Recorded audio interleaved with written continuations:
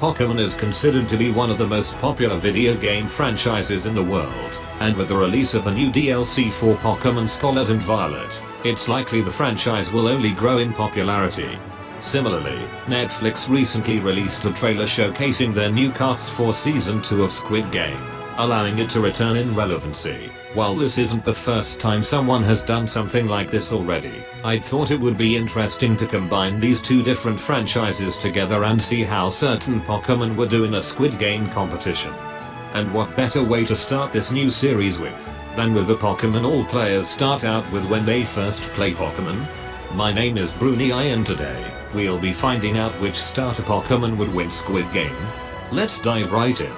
Before we start, let's go over some ground rules. Each starter Pokemon enters the games without any outside weapons or enhancements, so everyone is on an equal playing field. This includes Mega Evolutions, Z moves, Dynamax and Gigantamax forms, TMs, HMs, Tutor moves, Egg moves, EV and IV training, and so on. This also means that they will be only limited to their level up movesetts. Second, the Pokemon may use their powers as long as it doesn't violate the rules of the game. For example, Pokemon like Charizard may fly in combat games, but not to cheese the glass bridge. Third, winners and losers are determined by their Pokédex entries, moves, abilities, typings, stats, and designs. Finally, we'll only be including fully evolved fire, water, and grass starters. So that means no partner Pikachu or Eevee from the Let's Go games, not only because of this, but also because their base stat totals are much lower than most of the other starters, which would put them at an unfair advantage. Now that the rules are out of the way, our contestants of the starter Pokemon Squid Game are Venusaur, Charizard, Blastoise, Meganium, Typhlosion, Feraligatr, Sceptile, Blaziken, Swampert, Torterra, Infernape, Impeleon, Superior, Emboar, Samurott, Chestnut, Delphox, Greninja, Decidueye, Incineroar, Primarina, Rillaboom, Cinderace, Inteleon, Meowscarada, Skeledirge, Quaquaval, Hisuian Decidueye, Hisuian Typhlosion, and Hisuian Samurott. With our rules and contestants established, let the starter Pokemon Squid Game begin. And may the odds be ever in your favor. Our first game that will be played is none other than Red Light Green Light. In order to survive Red Light Green Light, the Pokemon must move during a green light, stop during a red light, and make it to the finish line before time runs out. The skills required to pass this game are the ability to remain calm under pressure when contestants start dying, great listening skills to react quickly enough before the red lights, or a naturally high speed to make it past the finish line within the time limit. If a character panics, is slow, or is too headstrong or aggressive to follow the rules, they will be eliminated from the competition. We will first be going over who survives, then move on to the eliminations. Standouts in the first game include Meowscarada, who has the highest base speed of 123 of all the starters and would be one of the first to make it to the finish line in time. Greninja, being a ninja, is naturally very quick on its feet and too would make it to the end pretty quickly. Cinderace and Quaquaval also possess great pairs of feet thanks to being a soccer player and dancer respectively. Feraligatr also falls under this category because its entry says it can move swiftly on all fours. Venusaur and Meganium both possess Pokédex entries that describe how their flowers produce soothing aromas, which can allow them to remain calm and collected when bodies start to hit the floor. Finally, Rillaboom has above average listening skills since it's a musician and can react quick enough to freeze during red lights. The first starter to be eliminated is Torterra. Torterra has the lowest speed of 56 of all the starters. It wouldn't be fast enough to make it through the finish line in time. And remember, those who don't finish get eliminated. All three Alola starters also get eliminated. Though they all have skills that can allow them to do well in future games, they also have flaws that prevent them from passing the first one. Decidueye has an entry that says that they panic when caught off guard. Incineroar can be aggressive and might not listen to the rules, and Primarina has no legs and wouldn't be able to finish in time. The last three Pokemon, Swampert, Impeleon, and Hisuian Decidueye all get eliminated for the same reason. They're all tied for the second lowest speed of the remaining starters. which is 60, and like others before them, they can't finish the game in time. Our first 7 Pokemon have been eliminated and 23 remain. The next game we'll be covering is the Honeycomb challenge. The Honeycomb game requires you to trace out a shape with a cookie with a needle within a specified time limit. To pass this game, you must either have a steady hand to trace the shape without breaking it or the patience to cut the piece slowly. If a Pokemon is too impatient or doesn't have hands, they will lose. Despite being on all fours, Venusaur and Meganium's aromas allow them to be calm and patient. This, along with the fact that they can both learn Vine Whip, grants them hands they can use to carve out the shape. Superior passes for similar reasons minus the whole aroma thing. Both Samurats also have steady hands despite being quadruped because of their swordsmanship skills. Delphox is easily the most intelligent and patient Pokemon left standing and knows their way around a long, thin object. Greninja may have webbed hands that can make it difficult to hold the needle, but has steady hands because of ninja star throwing. He also has his large tongue which he can use to lick the candy. Inteleon has steady hands because of their marksmanship skills. Rillaboom has the steady hands and patience of a drummer. And finally, most of the fire-type starters pass this game because they can use their open flames as lighters like what player 212 did in the show. On the other hand, the first 2 eliminated in Honeycomb are Blastoise and Chesnaught. These 2 starters possess large beefy hands and only have 3 fingers. While this argument could be made for other starters like Charizard and Emboar, they at the very least have open flames to save them. But since Blastoise and Chesnaught don't have one, they would most likely crush or break the candy relatively quickly. Feraligatr would also be eliminated here as well. Its gold entry states that it savagely tears its victims, which can render it as both impatient and having a lack of precision, which are unfortunately 2 of the most essential skills for this game. Last to be eliminated here is Skeledirge. While it does have open flames, it doesn't have hands to hold the cookie nor the needle, and without any vine whips to act as hands, it's impossible to see them make it through this round. To those of you who complain about bipedal starters, think again because their hands would allow them to make it far in Squid Game. 4 more starters are eliminated and 19 get to move on to the next round, which is the Midnight Brawl. The Midnight Brawl isn't an official game, but rather a fight grid amongst the contestants over a lack of resources. Since players were eliminated during the brawl, it is included in this video. To survive, players must either have the combat skills to defend themselves in a fight or the intelligence and stealth skills to hide from their enemies. If a Pokemon isn't skilled in battle prowess or has too many weaknesses, they will lose the battles they will fight in this round. Technically, all Pokemon are skilled in combat, and our fully evolved starters are no exception. Since many of the starters are either fighting type, a ninja, a samurai, a secret agent, or a magician, it shouldn't be a surprise that a majority of the contestants are guaranteed to survive. However, there are a few that sadly don't make the cut, all of which are apparently grass type. The first of which unsurprisingly is Meganium. Meganium is notoriously the weakest starter Pokemon to be created.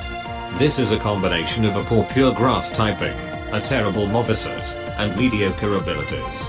Combining this with how many fire types are still alive made Meganium's demise pretty much inevitable. Superior has very similar issues as Meganium. It too has the terrible typing of pure grass and not the most diverse Moveset. It does have a useful ability in Contrary, which makes stat boosts and drops have the opposite effect, but it's not guaranteed to have it. Finally, Meowscarada has to be eliminated. It has the most weaknesses of all the starter Pokemon, which is 7. This means that it too will fall to the other starters who carry super effective damage against it pretty quickly. A few grass types are down and out and 16 are left standing. But before we move on to the next game, I'd like to ask if you could drop a like and subscribe to the channel if you're enjoying the video so far. It motivates me to make more videos like this one. Anyways, returning to the video, Tug of War is next. Most of you are probably familiar with this game. You pull a rope to your side in teams of 10 and try to get the other team to fall off the edge. However, we won't be splitting up our contestants into teams since it would be difficult to determine who they would team up with. Instead, we'll be judging them based on their physical strength and teamwork skills.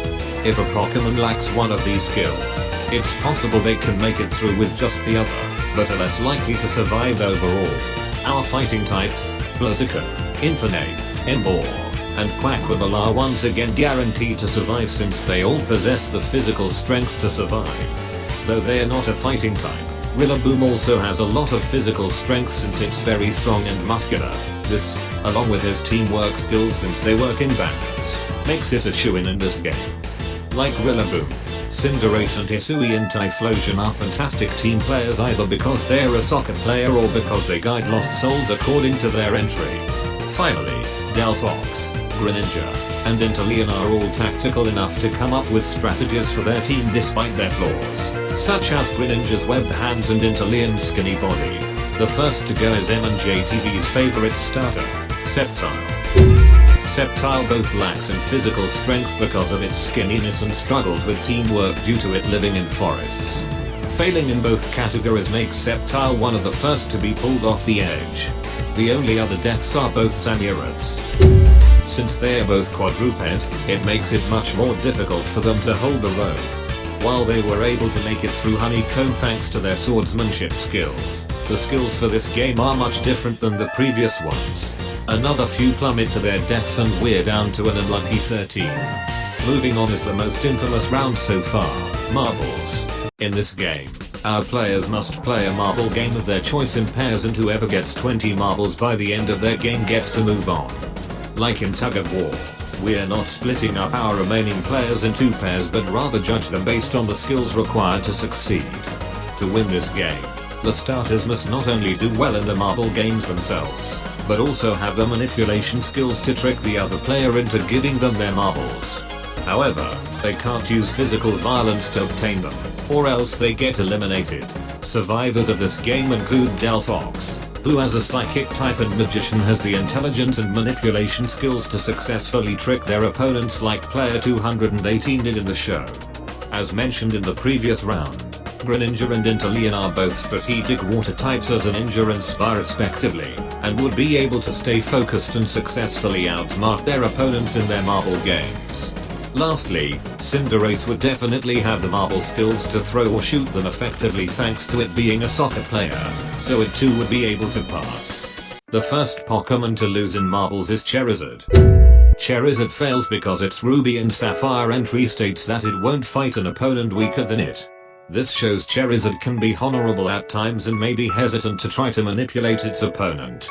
Even if this didn't happen, Charizard can also be headstrong and aggressive, as its gold entry says it can at times get furious enough that its flames turn a whitish blue. While it isn't headstrong enough to lose the first game, it is enough that it will break the no violence rule and attack its partner or a staff member. Typhlosion is in a similar category.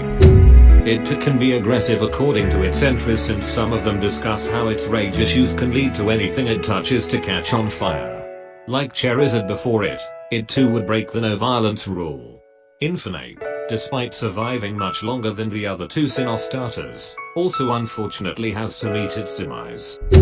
Another addition to the break the no violence rule club, Infernape's fiery nature won't get it far this round.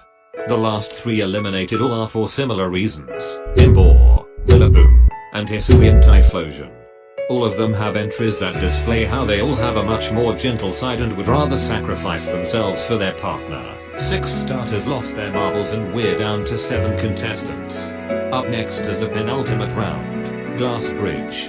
For this game, players must navigate a bridge of glass panels and must get to the other side before time runs out. This can be a difficult game to simulate since it can be unclear what numbers the Pokemon will select. However, there is one way to determine who makes it through, which is by looking at their egos. If a Pokemon has a larger ego, they're more likely to go first, but if their ego is smaller, they're more likely to go last. Therefore, the ones who are the most likely to be eliminated are the Pokemon in the front or in the middle. This round, we'll be stating the losers first, starting with Venusaur. Venusaur is by far the heaviest of all the remaining starters at 220 pounds. No matter which number it picks, they will have a tough time navigating the bridge because of their large size and weight. Next to fall is Cinderace, pun intended. It easily has the largest ego in the room since its shield entry says it likes to showboat and be cheered on. This can lead it to potentially picking number 1 and getting eliminated very early. Quackquiver also has one of the larger remaining egos. Though not as large as Cinderace's, it's still pretty massive because of how much it likes to dance and perform. Which means it too would pick a lower number and be in the front. Inteleon has to go as well. It isn't an egotistical starter, so it would most likely be in the middle. Unfortunately, because of how minimal the time limit is, being in the middle just isn't enough. Last to be eliminated before the final round is Delphox. Since it's a psychic type, Delphox can potentially analyze the panels to tell the tempered glass apart from the normal, which can grant it a higher chance of surviving. However, like I said earlier, the limited amount of time might lead it to get pushed off whilst analyzing it like player 17 in the show. Moving on to the final round are our 2 finalists, Blaziken and Greninja. Both of them are agile and lightweight to the point where even if they did jump on the wrong glass panel or if they ran out of time, they are nimble enough to catch themselves before they fall and make it to the other side before the bridge breaks. Like in the show, the final round will take place in none other than the titular Squid Game. The Squid Game traditionally has its own set of rules, but in the show, it comes down to a battle to the death to decide who wins, and the same will apply here. To determine the winner, we'll be looking at the Pokemon's movesets, base stats, typings, and abilities, but still no outside weapons, TMs or tutor moves, or mechanics like Mega Evolution and Dynamax. As I mentioned earlier in the Midnight Brawl, all Pokemon are technically skilled in combat, and our 2 finalists both fit this category especially. At first they seem evenly matched. Both of them have super effective damage against each other in water and fighting type moves respectively and have numerous entries that talk about how skilled they are in martial arts and combat. But between the 2 of them, the final starter that loses the edges. Blaziken, and here's why. While they do have above average combat skills because of their entries, none of them display how they can fully use their skills to their advantage.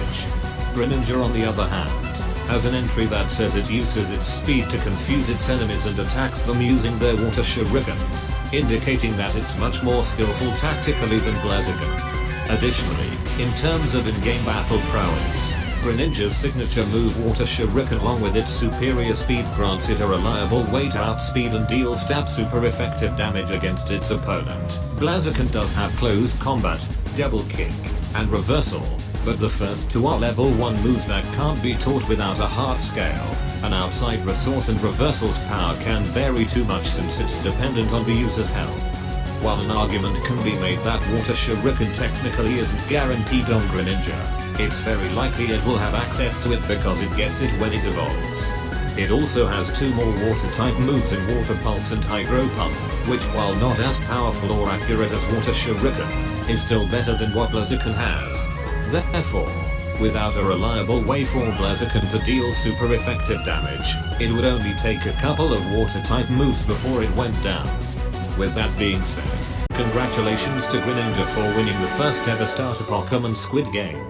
It may have been obvious from the start that they would win because of the plethora of skills they possess, but not many starters are on the same skill level as Greninja. It's smart, strong, fast, agile, and most importantly, skilled in combat, which just so happens to correlate with the skills required to win Squid Game, and because of this, they get to go home with all the prize money. But, did you agree with my rankings? Is there a Pokemon you think should have won? Let me know in the comments below. Also be sure to comment what other Pokemon Squid Game videos you'd like to see next, and if this video reaches 1000 views, I'll upload another one. Be sure to like and subscribe to the channel if you enjoyed the video, turn on notifications and follow my social media to be notified of future uploads, and check out the Wicked Bunch channel since they heavily inspired this video. That's all, folks.